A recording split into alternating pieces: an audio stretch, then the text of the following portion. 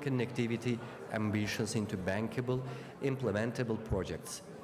It explores structuring, financing, risk allocation, guarantees, Islamic finance, blending finance, multilateral development bank support, and multi-jurisdictional governance mechanisms needed to mobilize private capital into regional infrastructure.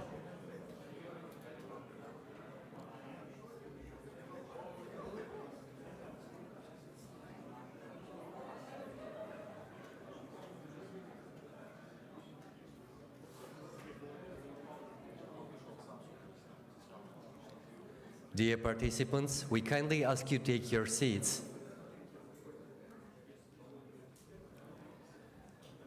Ladies and gentlemen, we kindly ask you to take your seats. Thank you.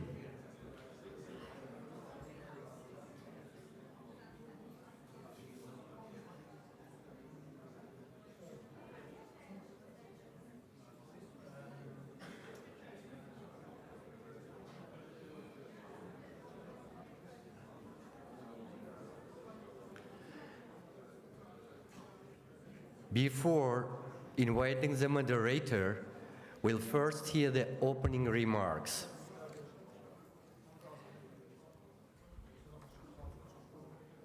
Okay, group photo, please.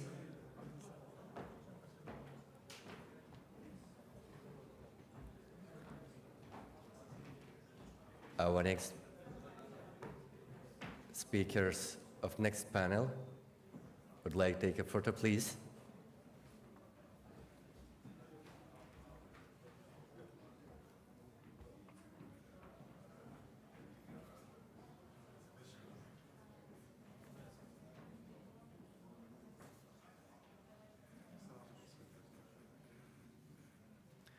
Thank you. And now, please welcome His Excellency Mr. Samat Bashirli, Deputy Minister of Economy of the Republic of Azerbaijan, to deliver the opening remarks. Please welcome.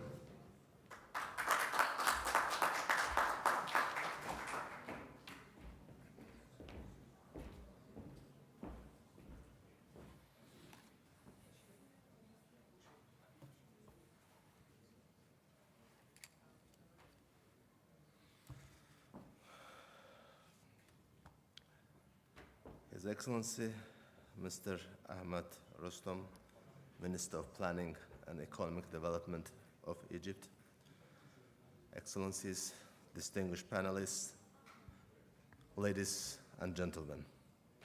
Firstly, on behalf of the Minister of Economy of the Republic of Azerbaijan, I would like to extend my deepest gratitude to all participants and distinguished guests. I would like to express my sincere appreciation to the Islamic Development Bank Group for organizing this important event and for bringing together policymakers, development partners, and investors from across the Islamic world. Hosting of this event under the high patronage of His Excellency Mr. Ilham Aliyev, President of the Republic of Azerbaijan, reflects the strategic importance attached by our country to regional cooperation and investment partnerships and connectivity. The theme of this year's meeting, Regional Integration for Sustainable Prosperity, could not be more timely.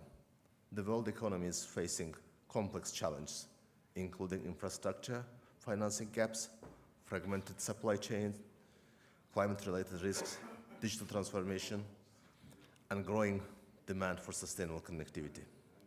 In this context, regional infrastructure is no longer only a matter of transport, energy, or logistics.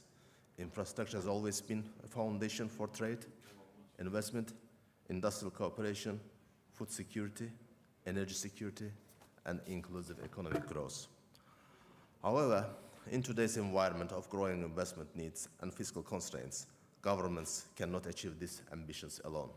That's why in the modern global economy, public-private partnership has become one of the key mechanisms for delivering complex infrastructure projects. According to the World Bank, private participation infrastructure investment reached $100 billion USD in 2024, increasing by 16% and exceeding $100 billion threshold for the first time after the pandemic. The regional impact of cross-border infrastructure PPPs can be even more significant. Such projects connect markets, reduce transport and transaction costs, facilitate trade, strengthen value chains, and create new opportunities for business. Azerbaijan has first-hand experience with the transformative impact of regional connectivity. The development of Middle Corridor, the expansion of transit and logistic capabilities, modernization of transport, infrastructure, and promotion of industrial zones all demonstrate our commitment to regional integration and sustainable economic growth. In parallel, Azerbaijan has been strengthening the institutional basis for public-private partnership. The PPP mechanism is increasingly viewed as an important tool for attracting private investment into infrastructure, improving project efficiency, and promoting innovative financing models. Building on this foundation, Azerbaijan has developed a growing pipeline for PPP projects in water, environment, transport, tourism, education, and social infrastructure. Our flagship PPP project is the Caspian Sea Desalination Plant in Sumgayit, designed to produce 300,000 cubic meters of drinking water per day. It represents the first pilot PPP project implemented under Azerbaijan's new PPP framework. The project demonstrates how governments, international financial institutions, and private investors can work together to address strategic infrastructure challenges while strengthening long-term water security. Ladies and gentlemen, looking ahead, we see significant opportunities for expanding PPPs in transport corridors, renewable energy, water security, logistic hubs, climate-resilient infrastructure, and digital connectivity. This message is clear. No country can achieve sustainable prosperity in isolation. Connectivity is not only about roads, railways, ports, energy lines, or digital networks. It's about building trust, creating shared economic interests, and ensuring that development benefits are distributed across borders. In this regard, Azerbaijan stands ready to work closely with Islamic Development Bank Group, member countries, and private sector partners to advance practical investment-oriented and mutually beneficial infrastructure cooperation. We believe that cross-border PPPs can become an important bridge between public priorities and private capabilities, between national development plans and regional integration, and between today's infrastructure needs and tomorrow's shared prosperity. This vision aligns fully with the theme of this year's annual meetings, Regional Integration for Sustainable Prosperity. I'm confident that today's discussion will contribute to stronger partnerships, more effective project pipelines, and a deeper understanding of how PPP mechanisms can support regional connectivity across ISDB member countries. Thank you.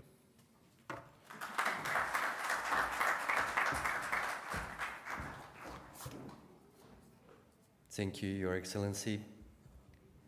Now we are very pleased to invite His Excellency Mr. Ahmad Rostam, Minister of Planning and Economic Development and ISDB Governor for Egypt, to deliver the opening remarks. Please welcome.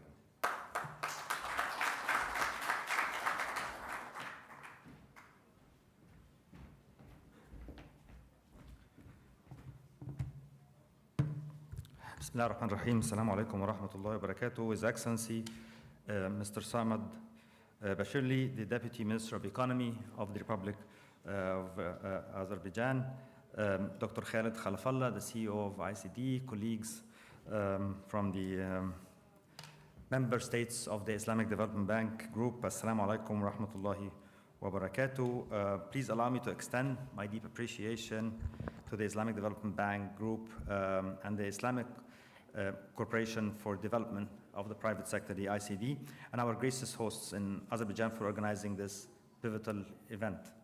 Our gathering occurs at a critical juncture where regional integration, as we just heard and discussed a while ago, and had the privilege of joining the session with His Excellency, my good friend, Engineer Adib Al-Ama. So with regional integration and cross-border connectivity are no longer optional, but fundamental enablers as we shift gears towards recovery from strengthening resilience.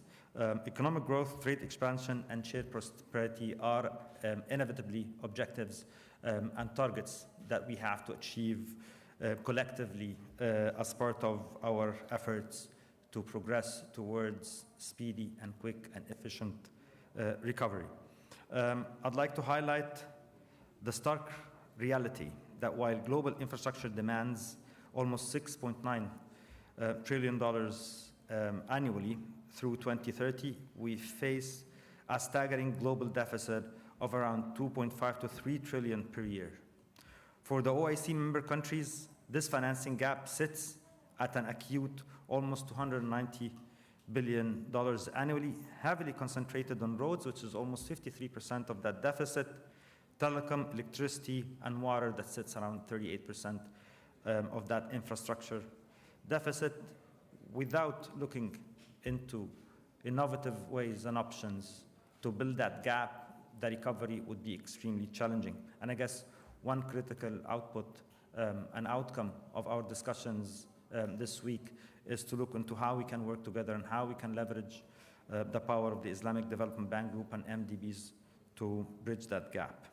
I'd like to emphasize that cross-border public-private partnerships are inherently distinct and exponentially more complex than localized national projects, by virtue of their definition, by virtue of their scope, and by virtue of the inherent risk in implementing these projects. The core operational constraints remains historic lack of standardized PPP guidelines across adjacent borders, prolonged negotiation delays fueled by political debate, high transaction costs, and misaligned objectives. And again, that becomes a critical element of, as we've discussed in the earlier session, I appreciate that ICD has convened actually back-to-back trade and infrastructure, which are really instrumental to consider avenues for recovery as we move forward, and the convening power that MDBs and particularly IDB can have across member states in order to deal with these bottlenecks, particularly on the standardization of PPP guidelines and inherent risks. I'd like to remind the audience that spanning multiple jurisdictions requires dedicated international treaties to establish baseline legal frameworks. This multi-layered governance inevitably inflates coordination costs, prolongs approval timelines, threatening the bankability and the transformability of these projects, and it's only MDBs with strong, again, knowledge base, with strong expertise, again, with the philanthropy. And I'm saying philanthropy because the inherent risk in the PPP, and as we discussed, the perceived versus realized risks in PPP projects are quite significant. So it's up to these MDBs to really help us bridge this gap and cross that bridge. The heightened investor risks, particularly private capital mobilization, will remain on the sideline unless we directly mitigate long-term concerns surrounding regulatory alignment, revenue security, and multi-country political risk. I think where we are today, we are positioned, well-structured to properly de-risk cross-border PPPs, and I think convention like this can help us along these lines. The private capital infusion, technical expertise exchange, and ensuring operational efficiency in a number of PPP projects or bankable pipeline projects that we can work together on to unlock the opportunities inherent in private capital mobilization in PPPs. I'd like to take this opportunity to call for a highly coordinated approach using the IDB's group integrated suite of sovereign and non-sovereign financing guarantees, trade facilitation, instruments, and advisory services to galvanize PPP scale-ups across member states. I think we have an opportune moment to advocate for Islamic finance, blended finance frameworks, and robust guarantee instruments to absorb early-stage risks and radically improve project bankability. And I guess this is a good opportunity to explain how we can take this from theory to action. I'd like to highlight successful regional case studies such as the Trans-Saharan Road Initiative and Azerbaijan's transport and energy corridors as models for linking landlocked developing countries to deep water ports and global markets and create access to opportunities. I would like to urge participating finance ministries, transport energy authorities, PPP units to actively work together on harmonizing legal and regulatory criteria. I think a mandate that this session move beyond theoretical dialogue, as I mentioned, to generate concrete summary briefs, identify opportunities for cross-border PPPs aligned with the IDB strategies 2026-2035. As we move forward, I'd like to reaffirm that Egypt's unwavering commitment to fostering regional economic corridors, driving institutional collaboration, transforming cross-border connectivity from a policy ambition to a bankable infrastructure prosperity opportunity for us all. Thank you so much for the opportunity, and I look forward for our discussions. Thank you.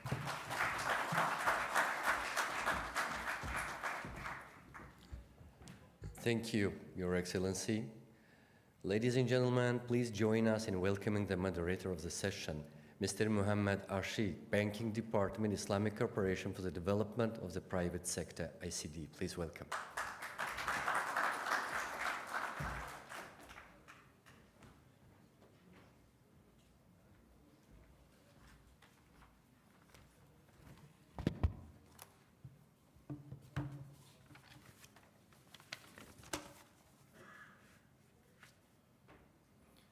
Assalamu alaikum. Welcome to the session.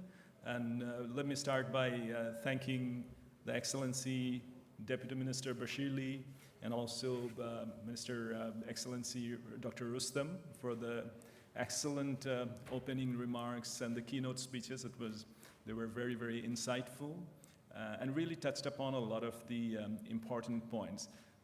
The infrastructure as a whole is complex. Even on a domestic framework, takes time, takes a lot of policy work, takes a lot of institutional capacity to attract the capital needed, especially on the PPP side, the private capital, equity and debt. Cross-border adds infinitely more dimensions to that and gets more complex and at the same time more interesting. And most importantly, it's also necessary for, in the context of OIC member countries, a lot of our member countries are indeed landlocked, and also where you have resources, where you have capacity versus where you have demand, often do not match. So inevitably, these things become necessity rather than nice options in general. So it is essential for sustainability, for resilience, for, more importantly, for competitiveness, and also for redundancy. So from all respect, this is really something that is becoming increasingly more interesting and important for us. From Islamic Development Bank, we've been involved with projects that are transnational in different parts of the project, resources that needs to reach to the coast to be shipped. Obviously, that those need to have the infrastructure, but now it's becoming even more interesting, especially in the context of Azerbaijan and the region with the Middle Corridor, the Green Corridor, and so on. And this is exciting time and really, really an interesting right topic to discuss. We're quite fortunate to have a very formidable panel with us. Let me quickly invite introduce one line our panel members and invite them on the podium, and then we can also invite them to introduce themselves. Let me start with Mr. Zaki Sumar, Senior Vice President of Vision Invest. Zaki, please take your seat. We also have Dr. Ayub Vural Aydin. Please take the seat. So Dr. Aydin is the chairman of the PPP Center of Excellence in Turkey, where PPP has really been a centerpiece of the infrastructure and economic development. We also have Mr. Abbas Buhari, Group CFO and Senior VP for Mergers and Acquisition and Strategy at Red Sea Gateway Terminal, which is the second largest terminal in the GCC region. We also have Mr. Elmir Musayev, CEO of Soccer Green, which is really leading the green energy, renewable energy initiatives in Azerbaijan. So with that, maybe what I'll request is for our distinguished panelists to introduce themselves briefly. Zaki, why don't we start with you? Thank you. Thank you, Ashik. Thank you to ISDB, to ICD for inviting me and for hosting us at this very informative event. It's lovely to be here in Baku. So my name is Zaki Sumar. I'm a Senior Vice President at Vision Invest. Vision Invest is a private infrastructure investor developer headquartered in Riyadh, in Saudi Arabia. Our assets under management are global. They're now operating in more than 20 countries globally. We are, in one side of Vision Invest, a strong supporter and executor of PPPs, which makes this conversation very topical, and I'm really looking forward to it with the rest of this esteemed panel. Thank you, Ashik. Yeah, good afternoon. Thank you. ISTB and ICD, thank you for the first invitation to me and having me here. Very pleasure. I feel I am in my country, my second country, so in Azerbaijan. In PPP Center of Excellence Istanbul, we are advising to the government, private sector, and actually we are delivering PPP projects in Turkey, $1 billion project we have completed last 20 years.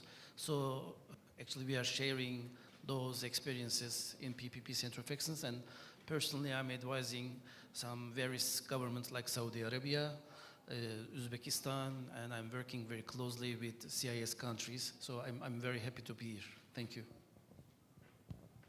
Thank you, Ashik. Thank you, Ashik. My name is Abbas Bukhari. I'm the Group CFO and Senior Vice President. Can you hear me? Oh, good. I'll try again. My name is Abbas Bukhari. I'm the Group CFO and Senior Vice President of RSGT, Red Sea Gateway Terminals. That is the leading private terminal operator on the Red Sea. We are a PIF-backed company. PIF, as you know, is the sovereign wealth fund of Saudi Arabia. We operate both container terminals as well as multi-purpose terminals along the Red Sea, all the way from Yanbu in the north of the kingdom, all the way down to Jazan in the south. And of late, we have also expanded into cross-border. Our first investment was in Bangladesh, where we won the port concession in Chittagong. So happy to be here.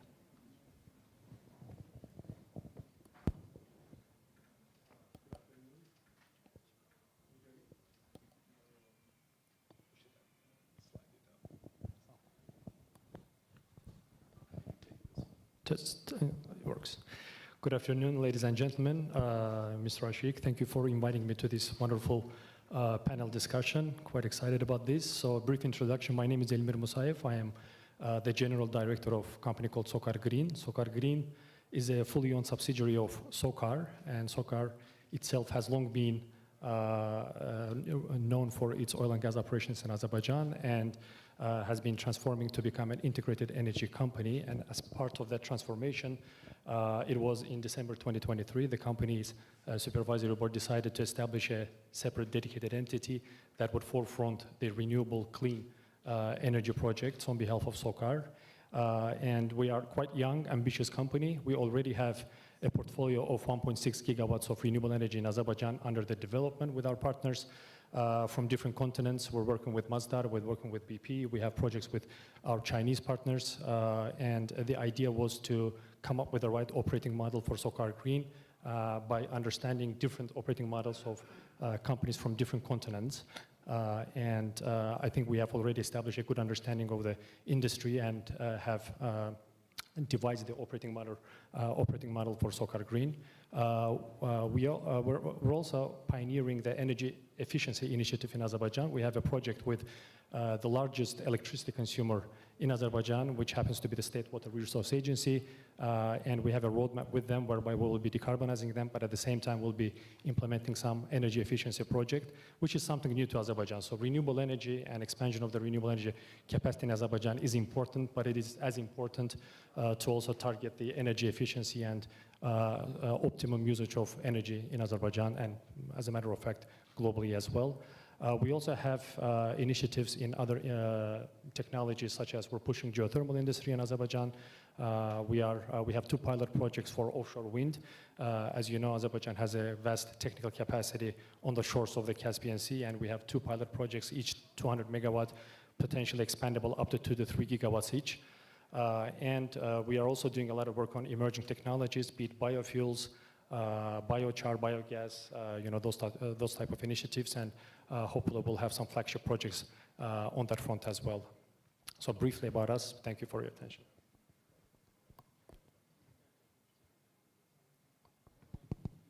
Thank you, Mr. Elmir. Let me start with Zeki. I think you were chronologically happen to be the first one, and we're kind of taking advantage of that on this. On the infrastructure projects, as an international investor from one of the leading investors from Saudi Arabia going to different jurisdictions in different sectors, you have energy, you have logistics, you have major infrastructure, data, and so on. So you're already exposed to different jurisdictions at an in-depth level, as well as the cross-border complexity as a cross-border investor. But if we are envisaging regional projects or getting private sector more active and involved in regional projects, transnational, what are the factors that in your mind would really distinguish between the projects that would take shape and attract private capital versus the ones that wouldn't? I have a follow-up as well for you, but perhaps we can start with this. Thank you, Ashik. Look, it's a very pertinent question. You're right. We are present in a number of countries. We have successfully executed on PPPs, in particular in Uzbekistan, recently, given the ramp up in their PPP pipeline. I think one of the, in the keynote address, His Excellency Bashirli mentioned regional integration a couple of times. So I cannot underestimate the impact of, first and foremost, bankable demand, right? I mean, that bankable demand that sits across users, consumers, utilities, procurers, and the ability to size that demand for the duration of a concession across jurisdictions. Of course, that creates complexity, but then it becomes very necessary for private investors like us. The second thing, and this is a theme that we're hearing a lot about, and we've already heard a lot about today, is resilience. And I think the disruption that we've been through over the last couple of months has probably taught us now that actually resilience does have an economic value.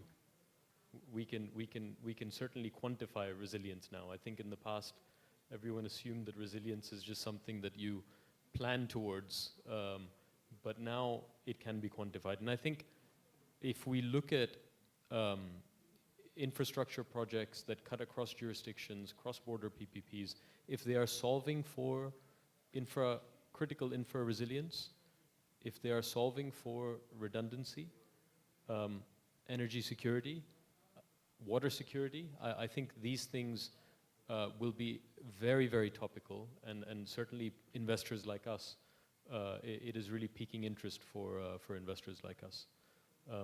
So I'd maybe stop at those three, Ashik.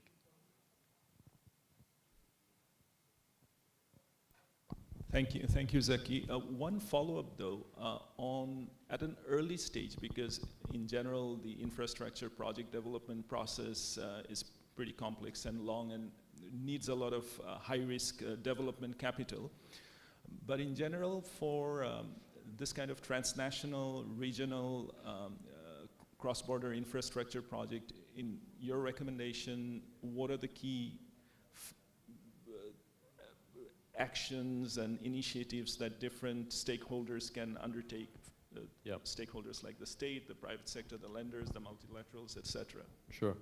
I think the complexity, as you mentioned, really lies in the number of stakeholders that exist across a cross-border PPP.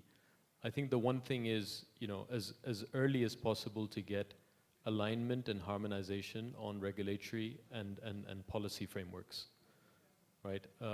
We're not dealing with a single asset in a cross-border PPP. We're dealing with multiple assets potentially. We're dealing with multiple jurisdictions. And what we have found in our humble experience through cross-border PPPs that we have looked at in other jurisdictions, in particular in Africa, is that harmonization of policy objectives and commercial objectives across countries becomes hugely important. And to set that record and to set it up front is pivotal. Lastly, I think I would say, and this goes without saying, but it's risk allocation and allocating risk to people that can actually manage it and absorb it. As investors, we can certainly manage construction risk.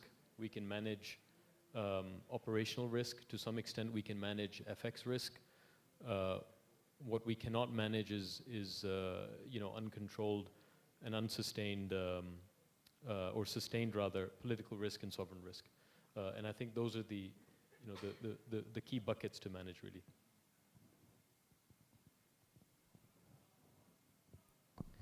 Thank you, Zaki. Dr. Aydin, from your vast experience in Turkey, in Saudi Arabia, and so many countries in developing the PPP frameworks and really make it happen and making those markets very, very at an upstream catalyst level, policy level, making them very successful. In your mind, in terms of strategic importance, how do you see the strategic importance of cross-border PPPs in the current context and going forward as well? Yeah, thank you, Ashik.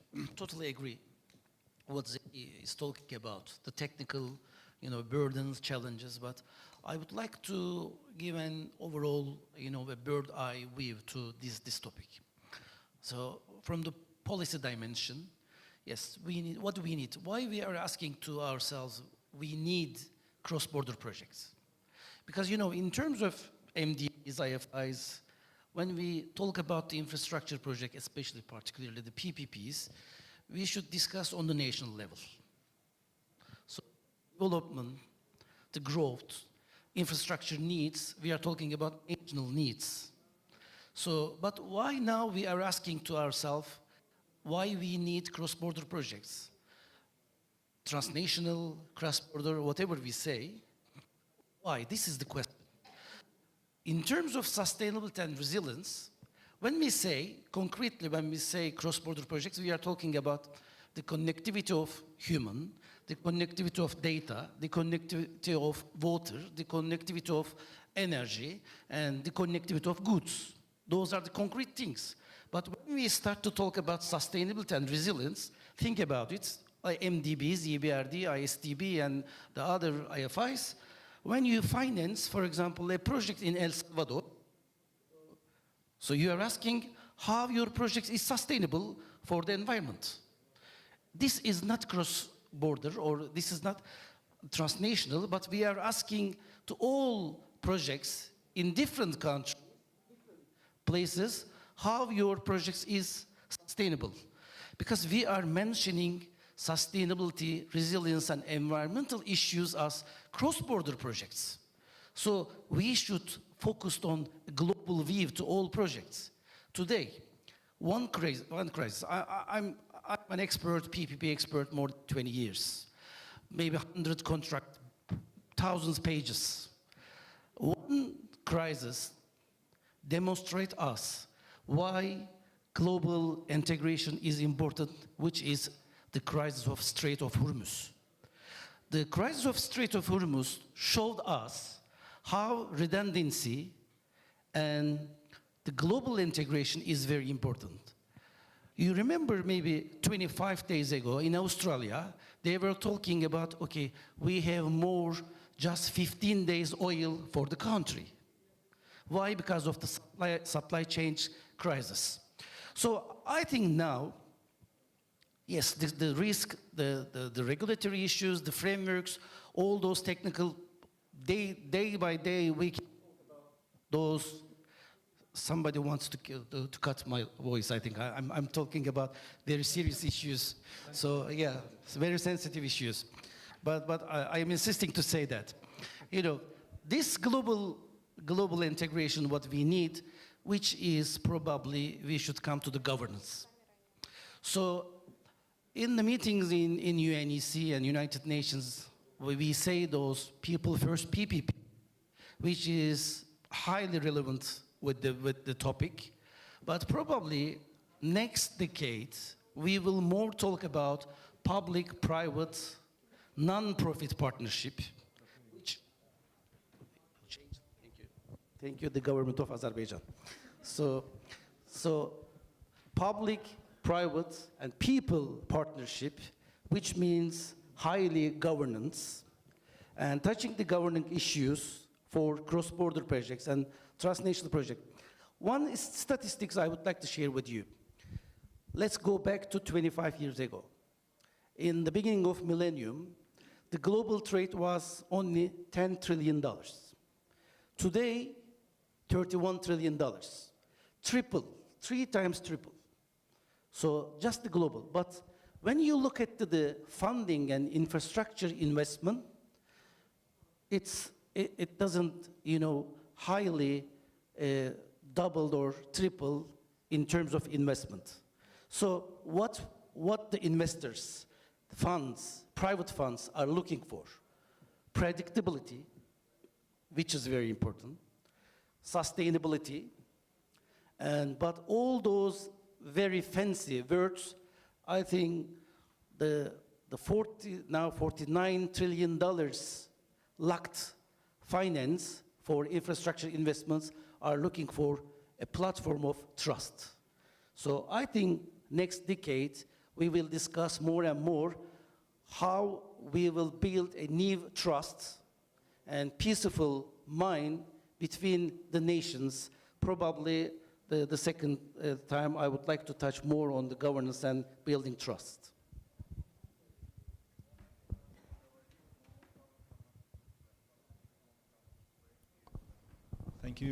Thank you, Dr. Ayub, for that very insightful deliberation. On the governance side, I was wondering if you wanted to shed a bit of light on the governance side of this kind of projects. Over to you.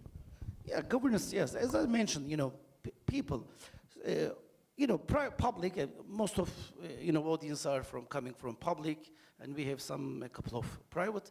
Public is looking for benefit for the people. Private, very simple. Private is looking for the profit. But the real buyer and taker are the people of those projects.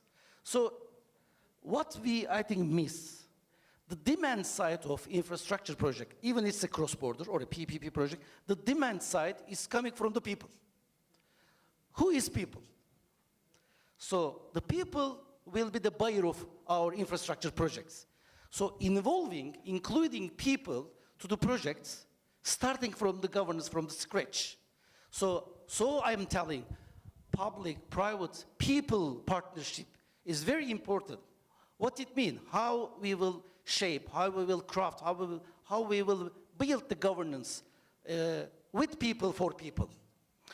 So the NGOs, civil societies, communities, in the beginning of those cross-border projects, or even a national level PPP projects, we should include the people that they will use, probably they will pay for the project, so they will get the project, the idea, from the beginning, from the scratch, which public is doing on behalf of the people for those projects.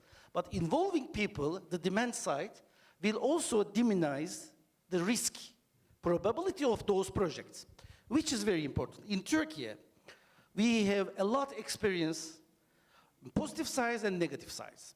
For example, one project in Eurasia Tunnel, it's $1.5 billion, very successful one.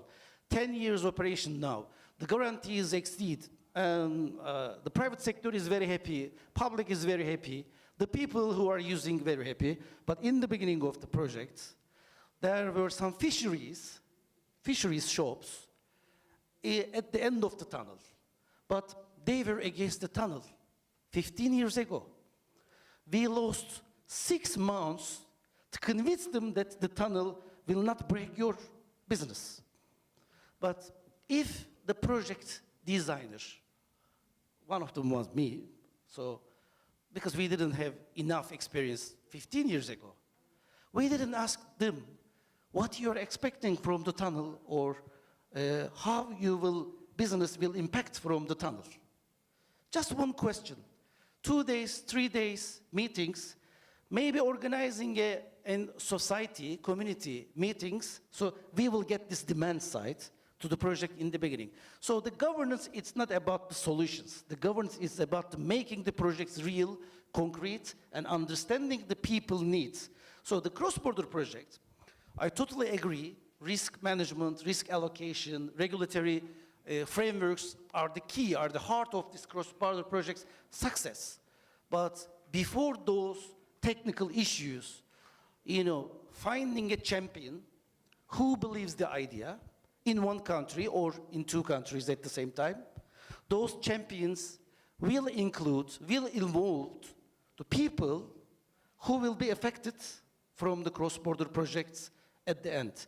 So if I have time, second or the third, so I would like to give some concrete examples from Sweden, Denmark, and Africa. So how people, they don't feel that they involved in the project preparation, the negative effects, the outputs of the cross-border projects. Thank you, Dr. Ayub. I think this engagement, active engagement with all the critical stakeholders, and of course the constituent is always a critical stakeholder. I think that point is extremely valid, and it can really upend a project's implementation and reputation as well. So I think that's a very, very well made point. Moving to on the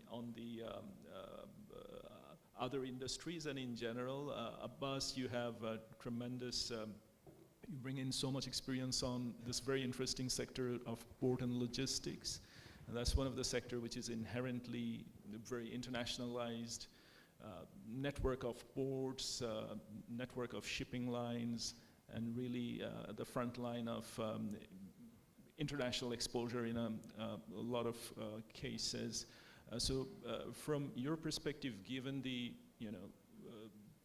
the geopolitical risk in general and the critical importance of so many corridors. We saw, I think, Dr. Ayub mentioned about the Hormuz corridor and so on. So in general, what's your perspective on how the geopolitical risk will be mitigated in general by the private investors for the major infrastructure projects across different countries? We'll have another question, but please go ahead. Sure. Thanks for the question, Ashik. And from the perspective of a port operator and someone in the maritime sector, I think for us, this geopolitical risk is clearly unprecedented. I would almost say that this is no longer an overlay on the PPP investment template. It has now, as you were saying, become almost a structured input. And to see why, let's look at the scale of what is being disrupted, in the maritime context. Mentioned the Hormuz crisis, right? Roughly 20 to 25% of the global oil trade passes through the Hormuz Strait, which until recently has been blocked. About 30% of the global container traffic transits typically through the Suez and the Red Sea, which has also been disrupted. So these disruptive events, what do? They've actually squeezed volumes down. They've caused carriers and oil tankers to sort of divert around the Cape, adding transit time of 10 to 15 days on average, jacking up fuel costs, insurance costs. What I mean to say is that these disruptions are not tail risks anymore. They are recurring events constantly straining trade.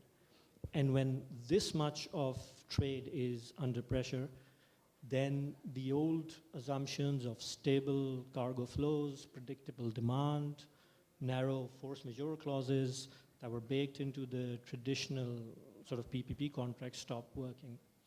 So what is happening now from our perspective? I think the PPP model itself is evolving in numerous, along numerous aspects also within the maritime sector.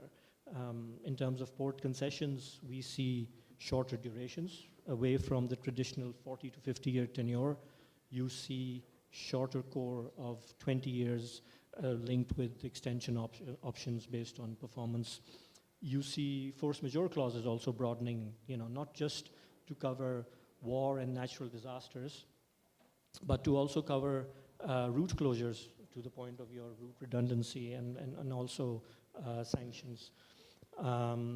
So a lot of, another factor that I can mention is, resilience capex is almost mandated. A lot of concession agreements now require the private sector to invest in power, in cyber resilience, et cetera, and route redundancy. So a lot of these shifts are actually happening in the PPP frameworks, and they are of course impacting how private capital is repriced and redeployed. And in terms of the question you asked, geopolitical risk, that we also often see is now being priced as a standalone factor separate from the country risk. We almost see political risk insurance that has moved away from being optional to almost deal critical. And in fact, in some of the jurisdictions, it's almost a financing condition. And we also see the emergence of a new asset class, which I call the resilience corridors. These are your multimodal corridors, your land bridges, et cetera, that is emerging. And they actually strengthen the cash flow predictability story from a private investor towards a lender. So these are sort of some of the implications in the maritime sector on how PPP model is evolving from our context and what implications it has on private capital.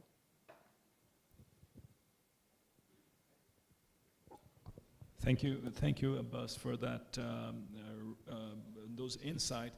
I think some of these force majeure type of really black swan kind of thing was tested during COVID, and I think it also demonstrated how innovative everyone can be, and I think very interesting solutions, and it also forced collaboration, especially in industries such as airports, seaports. Obviously, it did require certain restructuring in many cases. People are not traveling, especially airports, and that necessitated collaboration to be reasonable and find solutions. So I think there are always interesting, good outcome that emerges out of every crisis. On the cross-border nature, especially in the port and logistics industry, it's transport corridors. I think even in the middle corridor, there is a lot of emphasis on ports and logistics, not just in Azerbaijan, but across the region, as well as in many of our other member countries and region, North Africa, and so on and so forth. So overall, what are the different things that the investors, the multilaterals, and regulators can do to further enable and attract more private capital in these sectors? Yes, so again, a very pertinent question. When we see this, when we see the scale of disruption, then the name of the game is supply chain resiliency and route flexibility. And that in turn is actually triggering with what I call the largest remapping of the cross-border infrastructure. We see land corridors, land bridges, multimodal corridors being engineered at scale. You talk about the east-west land bridge in Saudi, you talk about the IMEC corridor, the India-Middle East corridor. You talk about I think it was already mentioned, the Trans-Caspian corridor in our host country, Azerbaijan, which is becoming such a strategic overlay route between China and Europe. So a lot of these corridors are actually emerging, and they predominantly reside in emerging markets and span across multiple jurisdictions. So clearly there is a project pipeline of these corridors. The capital is very interested, but what is missing? What is missing is a de-risking architecture. And this is where the MDBs, to your question, the MDBs and DFIs can actually make some interventions. So for instance, one intervention could be to deploy political risk insurance cover at scale.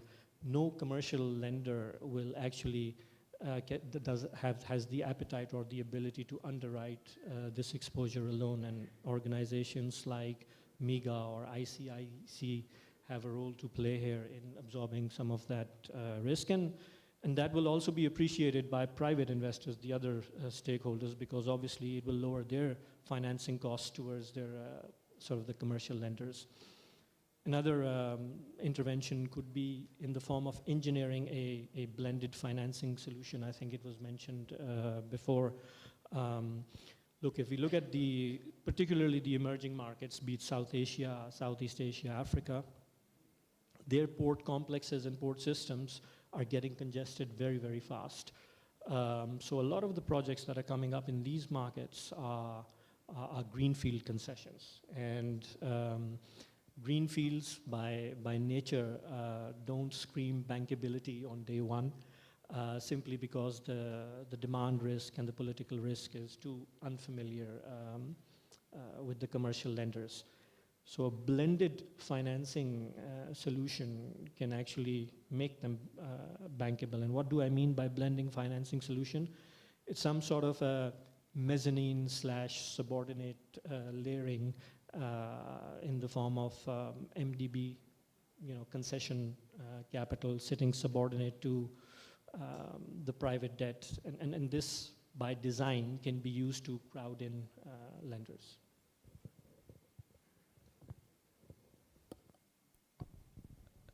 Indeed, I think the PRI is getting more and more interesting, and the pricing of the geopolitical risk, I think that is also becoming a reality that is getting baked into project preparation. With that, maybe I move to Mr. Elmir. On the, there are tremendous amount of work ongoing on the energy sector, and a lot of the Pathfinder projects are already implemented and underway. To scale it, what are the general barriers or impediments do you see in scaling this up by multiples, essentially, because the potential is tremendous, especially on a cross-border basis? Yes, I think that's a good question. So as I mentioned in the beginning, we already have a portfolio of projects, and this is only Socara Green, and Azerbaijan obviously has some other projects with other investors as well. And we can look at it as the first phase of ramping up the renewable energy capacity in Azerbaijan as part of transition to green and clean energy. I guess you can identify them, or you can look at them as pilot standalone projects. Obviously, to ramp it up further, you would need to resolve certain issues, such as how do you integrate more intermittent renewable energy into the grid system. Obviously, that would require some optimizations and some spending to modernize the national grid. But here, I think the cross-border project has a very well fit, and this is something that I will cite certain projects, initiatives that the government is undertaking.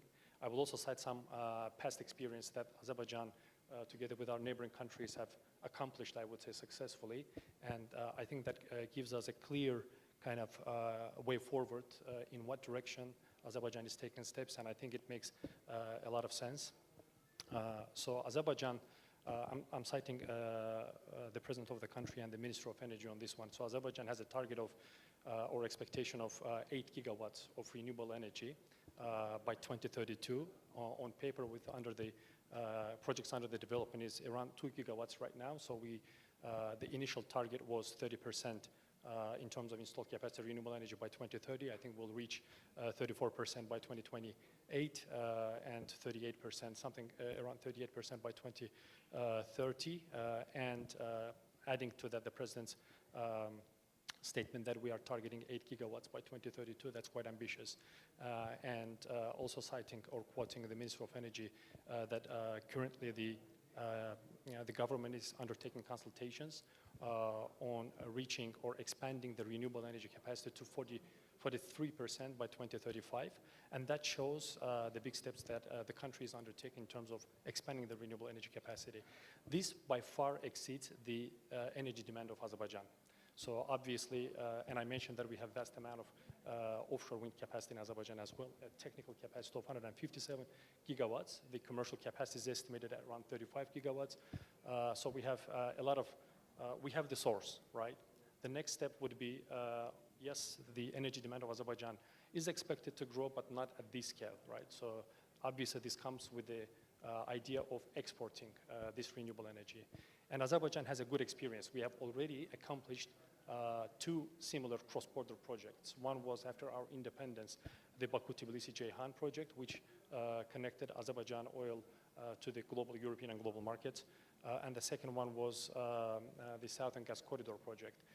Honestly, frankly speaking, I've been part of the Southern Gas Corridor project myself, so I can reassure you that there was some statements by my colleagues that there needs to be demand, but at the same time, at the early stage, there are a lot of uncertainties, political risks, technical risks, construction risks, other risks, environmental and social,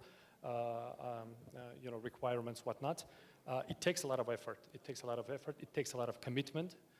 However, these are, we saw that these are possible, and I remember exactly that before the first natural gas molecule was delivered to European markets, the prices were quite low. Natural gas prices were quite low in European market.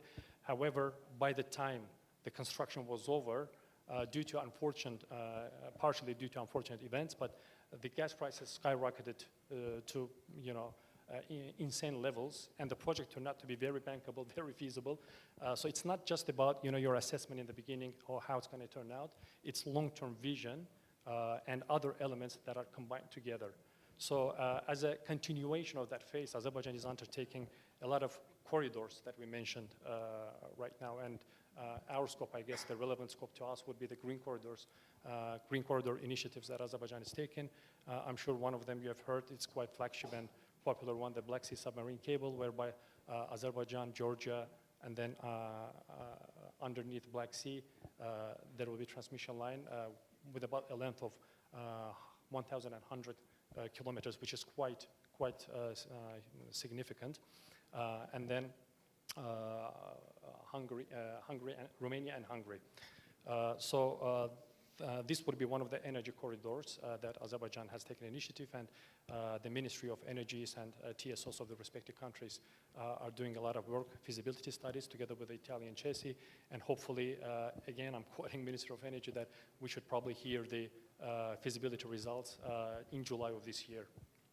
Another one, the Green Corridor, is connecting Central Asia to Azerbaijan and again to Europe via the Black Sea submarine cable, which is Kazakhstan, Uzbekistan, submarine cable underneath Caspian Sea, Azerbaijan, and that would connect the vast amount of resources or renewable energy sources of Central Asian countries, and we see Kazakhstan, Uzbekistan doing amazing, projects in that respect, and then the third one would be Azerbaijan through its exclave Nakhchivan to Turkey, and then again Bulgaria, which is kind of building up on the Trans-Anatolian pipeline project that we had previously. So all these green corridors, part of the interconnections or the corridors in general, I think if you look at holistically, makes a lot of sense. Are they easy? No, they're not easy. Are there a lot of questions? Are there a lot of concerns? Of course there are. But that comes as part of the green energy ecosystem, as we say. And I would say probably what are the requirements or prerequisites for such cross-border projects? Obviously, it's in the context of green energy, stable and predictable regulatory frameworks applicable to all type of projects, but you have to have a predictable framework because we have the representatives of the capital markets as well here, but be it from the MDBs as well, all of them are looking for what are the predictable cash flows which are coming from tariff rates, are the permits going to be received on time, and are the frameworks aligned? Fragmented regulatory frameworks across even neighboring countries makes it even more difficult and more costly. Is it possible? Yes, still possible, but it makes it costly. It takes more time, more effort. Strong institutional and technical capacity. Very important that you have the institutional capacity, but you also have the technical capacity within these institutions, right? Because at the end of the day, you'll be discussing the ENS standards with the government. You will be discussing the regulatory items, the integration, interconnectivity items with the local and international institutions. So they have to have that capacity so that you can have a productive conversation and valuable solutions. Modern transmission and grid infrastructure, very important, and not just interconnection. Yes, you can interconnect the continents, the countries via HVDC transmission lines, but even within the countries, you have to have a solid transmission network. And this is something that we see as we work with our neighboring country, for example, with Turkey. On the east side of Turkey, the energy infrastructure is less developed compared to the west side, and that creates a little bit difficulty for us that if we go through Turkey to Europe, then part of the demand needs to be addressed in the eastern side of Turkey, so there's a lot of work that Turkish government is doing. Same thing applicable to us, as I mentioned, to be able to integrate more renewable energy capacity into the national grid. You have to modernize, you have to optimize the infrastructure within the country, which is something that our government is doing as well, and I'm sure that other respective countries are on the same page. Private sector participation, very important. Yes, the government will be involved. Yes, the MDBs will be involved, regulatory institutions and others. But at the end of the day, the main driver of these projects will be the private sector. They're more efficient, they're more agile, and they have more interest. So in my personal opinion, it's a must to have the private sector. As Sokar Green, we are state-owned entity, but honestly speaking, we look at ourselves as a private sector in the sense that we want to be, pushing the industry and be more efficient and agile. And last but not least, obviously very important, the financing. Affordable financing that, first and foremost comes from probably MDBs, some government incentives and schemes, private capital, investment funds. Without affordable and long-term financing, if we're talking about cross-border projects, we're talking about probably billions of dollars. Without affordable financing, obviously, there would be no results. Thanks, Mr. Elmir, for those really insightful comments. Azerbaijan itself, as you said, that 27 gigawatt of renewable onshore, and then I think another 38 or so already financial viability is there for offshore. So really tremendous, and it sits on the route from Uzbekistan and so on to the European markets. I think the grid connections, the harmonization, and those things are really critical. And with data center demand also coming up, that's another completely new horizon for both domestic and offshore demand. So I think going back to the same point that Zaki mentioned initially, the demand side of it, I think the regional connectivities are really getting the best out of the generation side versus the demand side and transit side as well. So that's really, really helpful. In terms of sequence, I think maybe we could move to some joint topics that could be responded jointly. In terms of sequence, there are quite a few moving parts. We have the policy, the harmonization, the feasibilities, the contractual frameworks at a more granular level on specific projects. What, in your mind, and maybe Zaki and Dr. Aydin, if you could share your perspective, that what is the sequence of events in general? Because for private sector, you need certain data, feasibility, framework to really hit the ground running, and then there are also the top-down. In our experience, we see some, at least on a national or even transnational level, some are really initiated by private sector, but then at some point takes a collective shift. Some cases, it's more harmonize rather top-down. So maybe we start with Zeki in terms of how do you see these things evolving toward a successful Sure. PPP project with transnational characteristics? Yeah. No, look, I think, and firstly, Dr. Aiden, you said that private investors only look for profits.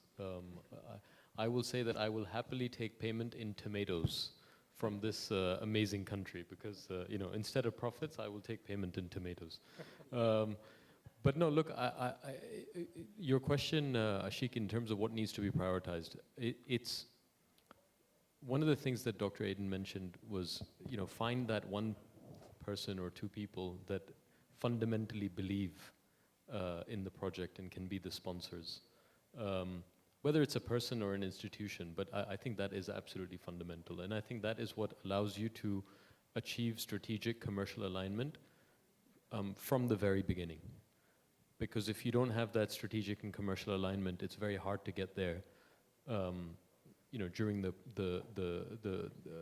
execution phase of a PPP. So I think that's fundamental. I think the other thing, and I'm not just saying this because you're here, but involving the MDBs sooner in processes, because the planning that goes in some of these, in particular these complex cross-border PPPs in terms of structuring is significant. We're not talking about the risk, we're not talking about the demand, even assuming that all of that is there and taken care of. It's putting the right structures in place that work for the demands of different stakeholders. And I think that having DFIs, MDBs involved from the onset and early as possible, I think becomes fundamental.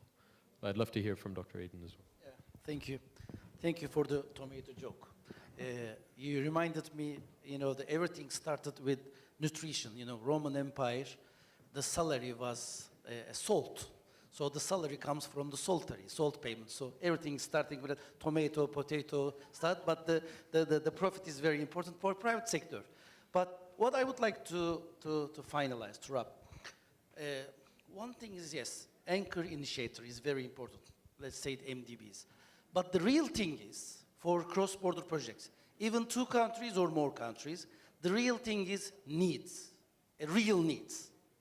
When there is a real need on the ground, everybody can find a solution. But if the need is not a real, I don't want to say fake real, but let's say it's very optimistic idea, you cannot find the right solutions. Just I would like to give 2 examples. One, the Channel Tunnel. Everybody knows and most of you used between England and France. The Channel Tunnel, the first idea was 1830 by the king. But when the construction started, 1990. So just we wait for 150 years for the real needs of the project. This is one example. The second one is the problem, I think, even public sides, we can do it. Let's start. Or sometimes on the private sector, because the profit is very shiny. So, okay, we can handle, we can manage. And also the people we need, maybe we will use it 10 years later. So the optimism bias is very important. So feasibility studies are not enough for the projects.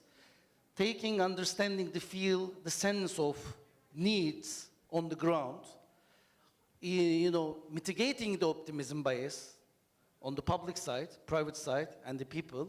So when we mitigate the optimism bias, the real study starts. But what we need, I would like to make 2 references and I will wrap up. One reference is your opening speech.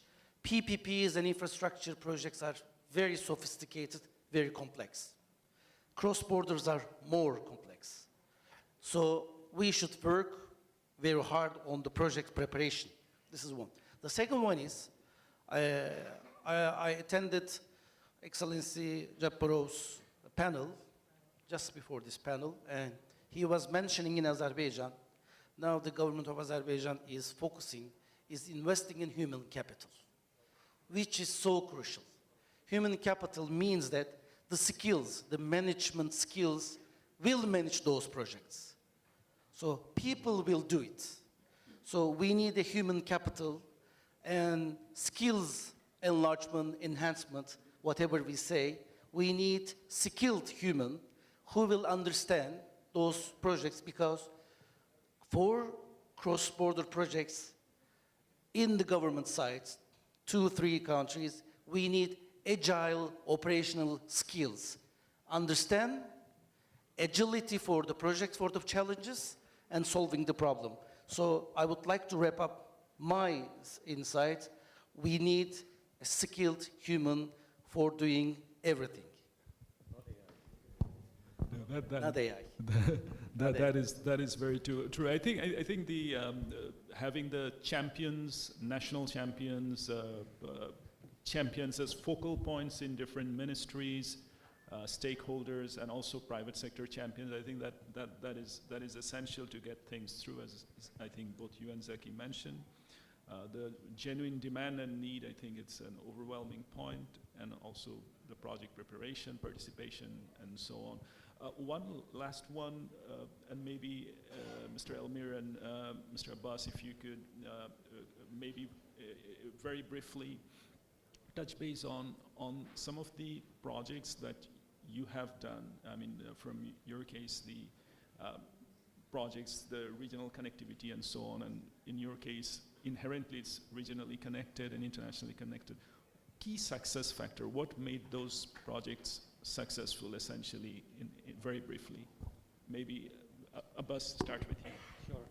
So I can speak from a port's perspective. I think in terms of regional connectivity, we look at some of the successful connected platforms like Rotterdam, like Tangier Med in Morocco. What made them regional and connected was because they were designed to be regional. So it has to do with port design. It is about designing ports beyond local borders. And then you're talking about deep water capacity, deep water draft, scalable capacity, free zones, customs efficiency, etc. I think a second factor would basically be to then anchor that port platform to a long-term, 15, 20-year commercial commitment by partnering, having the ports partner with some of the global shipping carriers, etc. We see that happening a lot in every region almost. So having a sort of a port that is designed to cater to both gateway markets and transshipment corridors, and then connecting that port platform into a partnership with a commercial agreement with a shipping line. And lastly, I would say multimodal, connectivity to hinterland. That will just simply increase the catchment area that the port can, cater to. And when we have multimodal connectivity, then we can transport Zaki's tomatoes to landlocked countries as well. Sorry. I think from my perspective, quickly, I would just like to add maybe one comment to the tomato joke that obviously the context comes from Azerbaijan has a very good tasty tomatoes, but I think as we spoke about the blended financing, maybe we can blend it with, we have one of the best kebabs as well, sheep kebabs, goes very well with the tomatoes, so maybe we can pay you in kebab/tomatoes. Not sure about the potatoes though. But in light of the limited time, I will make briefly maybe one comment, one feature, because we have mentioned most of them. I think one of the lessons learned and one of the critical issues is that sometimes projects may seem non-feasible in the beginning, challenging, whatnot. And you have to always look for innovative solutions and sometimes go above and beyond connecting the dots.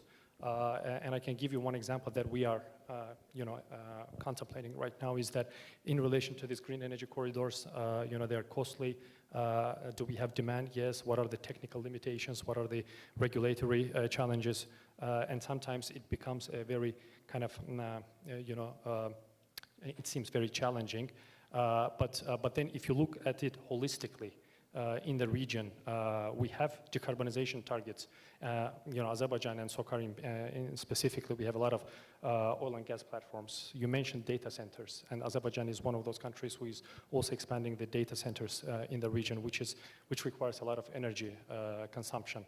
And then we have a vast amount of wind energy resource, but then we have limitations and challenges with respect to development of the wind projects as well, because these turbines are huge. Azerbaijan being a landlocked country, we may have some difficulties, with respect to the logistics, installation of these turbines.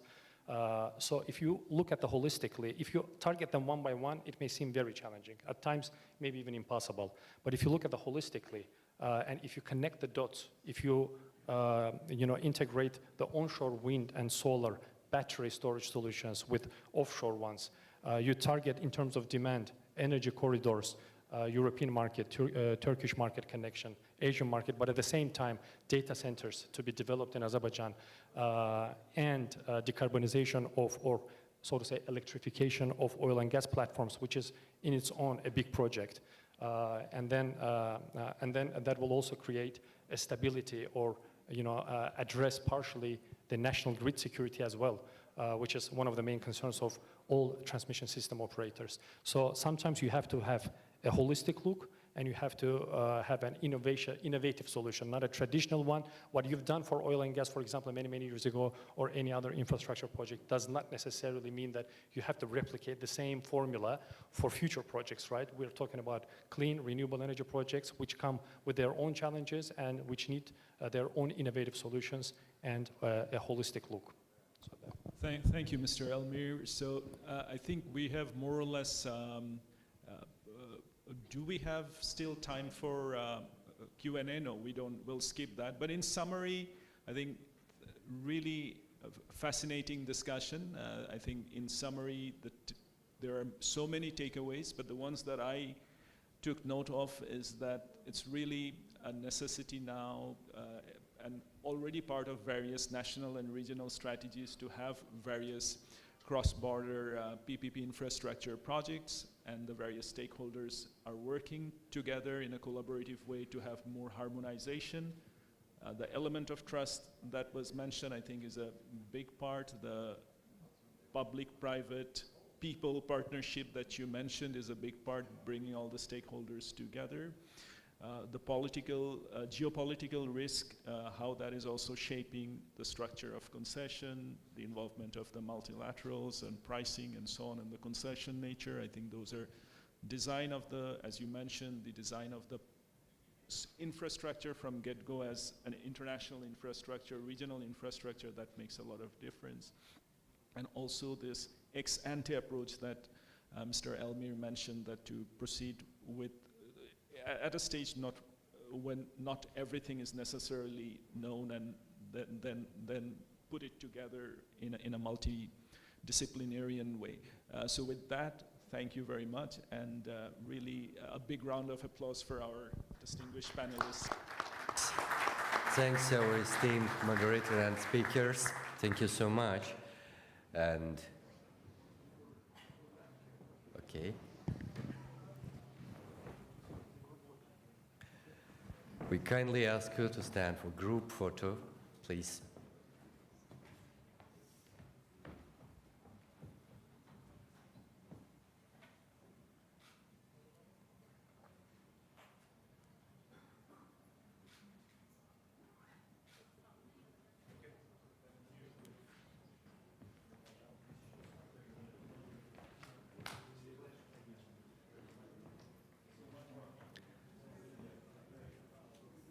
Dear colleagues, thank you so much for this very interesting discussion.